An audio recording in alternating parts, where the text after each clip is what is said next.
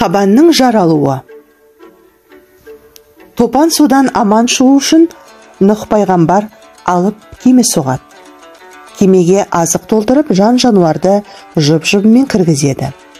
Алланың әмірі жетіп, 40 күн жауын жауады. Таудан сел ағып, жер бетін топан су басады. Тек Нұхтың кемесіне мінген тіршілік иелері аман қалады.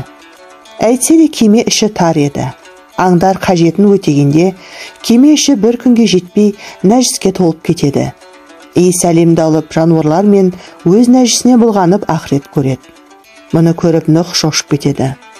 Ол Құдайға жалынып, «Уа Тәңірім, енді не істесем екен?» деп сұрайды. Жапархақ, пілдің арқасын сипа деп әмір етеді. Нұх тілді сипағанда, оның ұзын мұрнынан кіп-кішкентай жәндік пайда болады. Ол заматта үлкейіп қабанға айналады. Ол кемедегі нәжісті сүйсіне жеп тауысып қояды. Нұх оған риза болып, қабанның арқасын сипапты. Кеменің ішінде ібліс малғында бар еді. Ол да зып етіп қабанның жанына келеді де, оның тұмсығын сипайды. Сол сәтте ол арам аңға айналып кетіпті.